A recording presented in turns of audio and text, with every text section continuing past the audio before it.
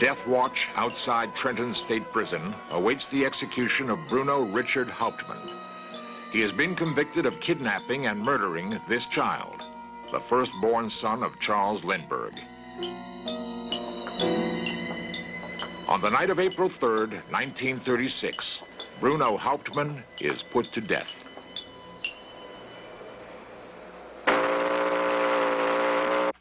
After years of intensive research, a writer named Anthony Scaduto has uncovered startling new evidence that Bruno Hauptmann may not have been guilty of the kidnap or murder of the Lindbergh baby.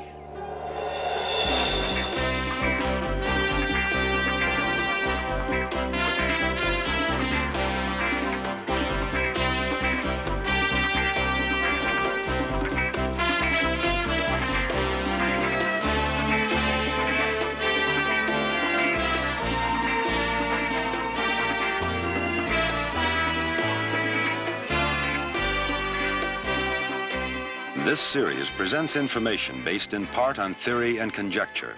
The producer's purpose is to suggest some possible explanations, but not necessarily the only ones, to the mysteries we will examine. We are a nation founded in laws, but sometimes our system of justice doesn't live up to its highest ideals. With newly uncovered evidence, we're going to go back more than half a century and carefully re-examine a moment when justice may have faltered. New York is a city with a passion for hailing its heroes, and in 1927, it celebrates a man who, with one courageous act, has captured the imagination of the world. His name is Charles Lindbergh, and he has flown the Atlantic alone. The most famous man of his time, Lindbergh shuns the public eye. As privately as is possible, he courts the beautiful Anne Morrow, daughter of an American ambassador. Soon the couple is married, and in 1930, their first child is born. It is a boy named Charles Augustus Lindbergh, Jr. As the son of a national hero, he is famous and adored, but his life is doomed. On March 1st, 1932, the Lindbergh home is secretly entered through the second-floor nursery window. The sleeping Lindbergh baby is stolen from his crib. A makeshift wooden ladder was used to reach the child, while the Lindberghs were on the floor below. Within hours, the Lindbergh house in Hopewell, New Jersey is crowded with police. A ransom note demands $50,000 for the baby's safe return. Posters describing the 20-month-old baby are quickly circulated throughout the country. New York and New Jersey police are assigned to double shifts in an all-out search for the child. In New York City, first contact is made with the kidnappers by a retired school teacher named John F. Condon. Condon becomes a go-between in the attempt to recover the child. The baby will be returned, I hope, in a short time. We are in contact and nobody is giving up. A month after the kidnapping, Condon and Charles Lindbergh deliver $50,000 to a cemetery in the Bronx. The ransom is accepted, but the Lindbergh baby is not returned.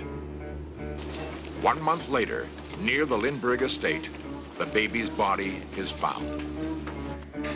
For the next 2.5 years, police and the FBI tried desperately to solve the crime. Marked bills from the ransom money are turning up throughout New York. In September of 1934, one of the ransom bills is spent at a gas station in Manhattan. The man who passed the bill is an immigrant German carpenter named Bruno Richard Hauptmann. Police search his house in the Bronx. In his garage, they find hidden nearly $15,000 of the Lindbergh ransom money. Hauptmann is arrested and taken to the Bronx County Courthouse. Amid a flurry of publicity, he's charged with murder. The long and frustrating search for the kidnapper of Lindbergh's child is finally over. Though the evidence against Hauptmann is totally circumstantial, authorities feel certain they've found their man. Hauptmann is arraigned in New York and extradited to New Jersey for trial. Flemington, New Jersey is a small and quiet town. But on January 2nd, 1935, its normally tranquil courthouse becomes the focus of world attention. Thousands flock to what newspapers call the most sensational trial of the century. Though he hates the publicity, Lindbergh attends on every single day. David Willents heads the prosecution.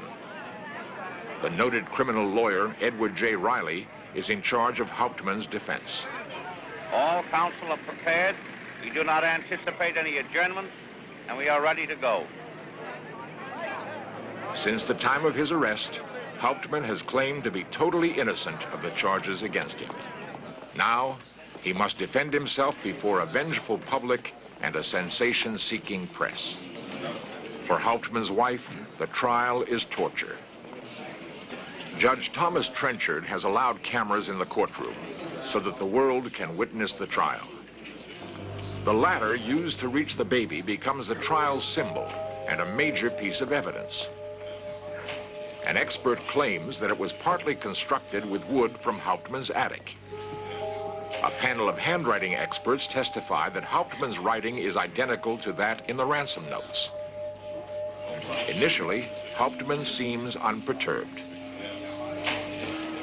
Now, John F. Condon takes the stand. He tells the court that he handed the Lindbergh ransom money to a tall, thin man with a German accent at a cemetery in the Bronx. The man called himself John. Who is John? John is Bruno Richard Hauptmann. Now, Charles Lindbergh tells the court that it was Hauptmann's voice that he clearly heard on the night that the ransom was paid. Another witness, Amandus Hochmuth, swears he saw Hauptmann near the Lindbergh house on the day before the crime. A host of other eyewitnesses connect Bruno Hauptmann with the ransom money.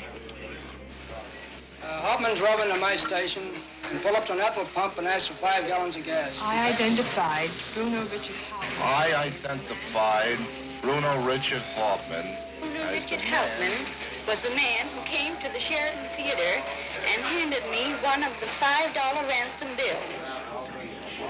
Now, Hauptmann's only real defense lies in his power to convince the court that he did not commit the crime.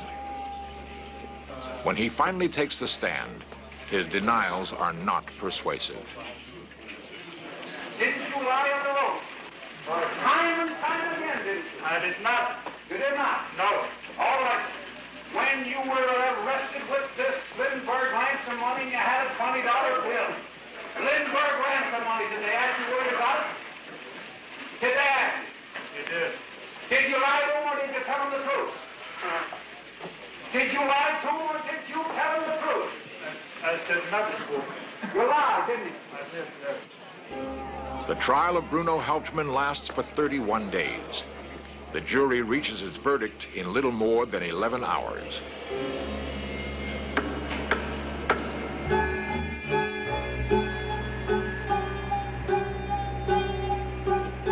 As the news of Hauptmann's conviction is flashed around the world, his wife and his attorney make a final public appearance. Mrs. Hauptmann, you still believe in the innocence of your husband, don't you? I believe, and I know my husband is innocent. He did not kidnap the Lindbergh baby, and he did not murder the Lindbergh baby. I wish to appeal to the people of the United States to help me. I have no money. I haven't even got money for my sick baby. At New Jersey's Trenton State Prison, Hauptmann waits to die.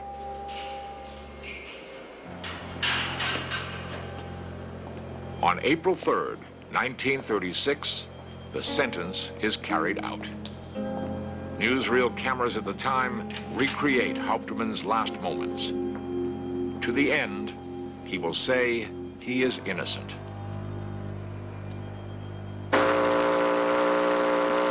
Flash, United Press, Trenton. Hauptmann executed, 8:47 1/2. A morbid crowd outside the prison has gathered to watch the hearse leave. In New York City, nearly 40 years after Hauptmann's death, new evidence has come to light. Anthony Scaduto, a writer and a former reporter, has spent more than 3 years investigating the complex details of the Lindbergh kidnapping case. Scaduto's probing research has revealed some startling new facts. Back in 1973, I got a call from a man who had been on the fringes of organized crime for many years. I had been the mafia expert, so-called, for the New York Post. And he said he could prove that Hauptmann was absolutely innocent of the crime of kidnapping and killing the Lindbergh baby. And I began to check into some of his evidence, and I eventually got into the files of the Bronx District Attorney's Office and the New York City Police Department. And I found strong evidence that Hauptmann indeed had been the victim of a frame-up. I found evidence that all the eyewitness testimony had been, the eyewitnesses were either liars or mistaken, that the expert testimony, the expert witnesses, distorted in order to help convict Hauptmann, and that the physical evidence, every piece of physical evidence, was either manufactured by the police or distorted by them to convict Hauptmann. And I feel absolutely certain that Hauptmann was innocent. Was Bruno Richard Hauptmann deliberately sent to his death? The old Lindbergh house in Hopewell, New Jersey is today a state home for juvenile delinquents.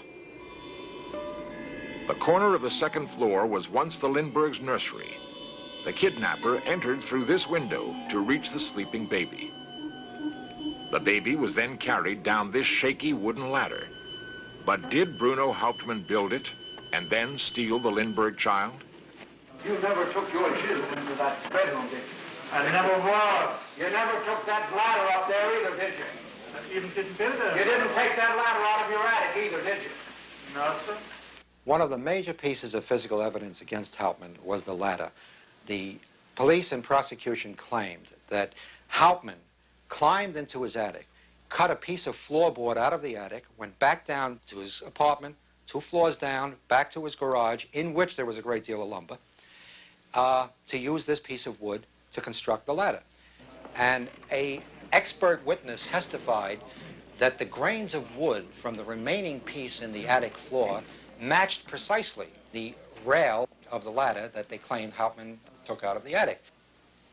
The fact is, you could see very clearly when you put the 2 pieces together that in order to make the grains match, one has to shove one of the pieces up higher in a very unnatural, distorted position.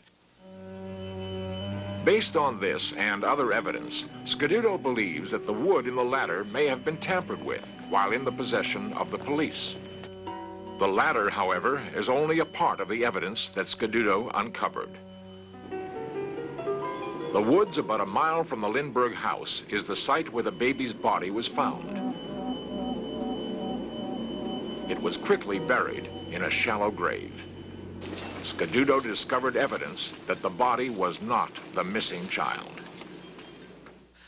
The body that was found was in such a severe state of decomposition that the family doctor, on looking at the corpse, said, if you gave me $1 million, I could not identify this thing.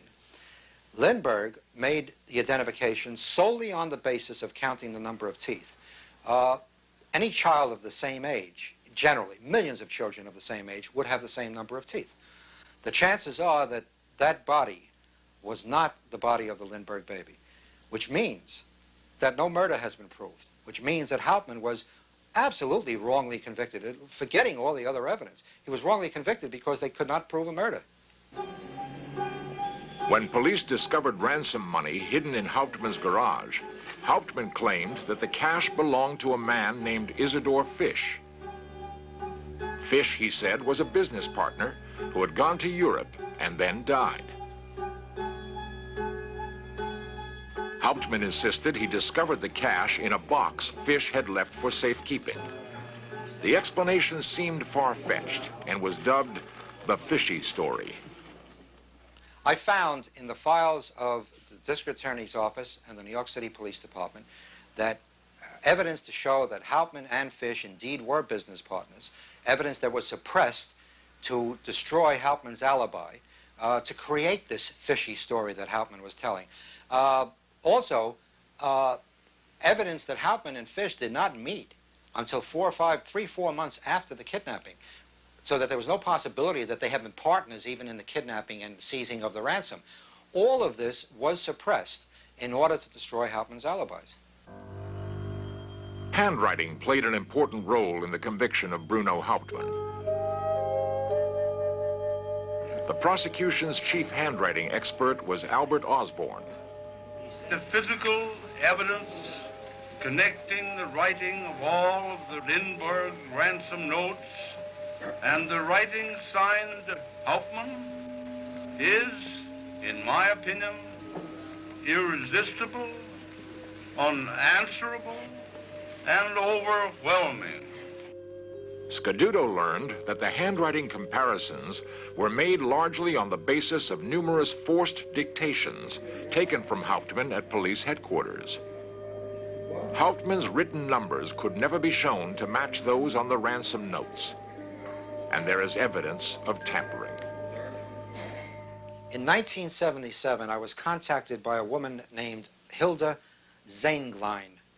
She was a defense handwriting expert. She was dismissed because she said that she would get up and testify that the original ransom notes had been tampered with to make them look more like Hauptmann's handwriting.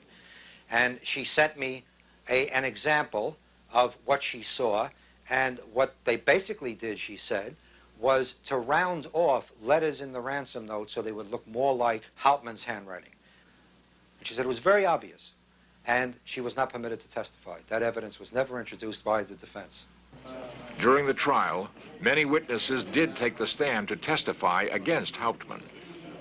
Amandus Hochmuth pointed to Hauptmann as the man he saw driving near the Lindbergh house on the day before the kidnapping. I found documents to show that about 2 months after this event, Amandus Hochmuth applied for welfare in New York City, and it was granted because the welfare agent said, quote, he is almost totally blind, close quote. He could not have identified anyone. John F. Condon played a major role in the conviction of Bruno Hauptmann. Dr. Condon was a garrulous old man who very, very honestly wanted to help recover the Lindbergh child. And he injected himself into the case and was accepted as an intermediary. When Hauptmann was arrested, Condon was asked to identify him to see whether Hauptmann was the man to whom Condon had passed the ransom money.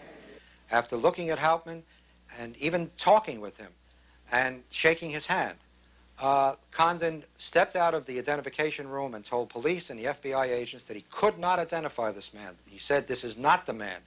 Condon would not identify Hauptmann until 2 or 3 weeks before the trial. In the interim, he had been coerced by the police. 1, he was threatened with violence, and 2, he was threatened with arrest as an accomplice if he would not identify Hauptmann. Hauptmann was also identified by Charles Lindbergh himself. In the atmosphere of the trial, the testimony was damning. Lindbergh identified Hauptmann's voice as the voice he heard in the cemetery almost 2.5 years before, speaking only 2 words, hey, doctor. And that identification cinched it in the jury's mind at the very early stages. The juries later told reporters that when they heard Lindbergh say that it was Hauptmann's voice that spoke those words the night the ransom was passed, they were convinced Hauptmann was guilty. The thing is that Lindbergh, after Hauptmann's arrest, heard Hauptmann speak those words again in the Bronx District Attorney's office, and for a full week he could not make up his mind. Not until the police had relayed to him all the evidence that they had compiled against Hauptmann, much of which I've later found has been tampered with, manufactured. All that evidence was given to Lindbergh as the reason that Hauptmann was indeed the kidnapper. And only after that did Lindbergh say, right, I'll identify his voice. And he did at the trial. Was Bruno Hauptmann really guilty of the kidnap and murder of the Lindbergh child? For Anthony Scaduto, the answer is clear. At best, Hauptmann's role, and I feel this strongly, was that he had no connection in any way with the kidnapping nor with the extortion. That his greatest part in it was to have taken the box full of money from Isidore Fish, not knowing it was money, not discovering it was money until months after he learned Fish had died in Germany. At worst, he could have been the receiver of stolen goods. That is, he could have known that this box actually contained money and that it contained hot money. I think what happened is, once they found Hauptmann in possession of the $15,000 in ransom money, they believed firmly that he was the guilty party. Individually, police officers distorted evidence, even manufactured evidence, and suppressed evidence that would have proved his innocence, because they were so firmly convinced he was guilty. And they sent him to the electric chair.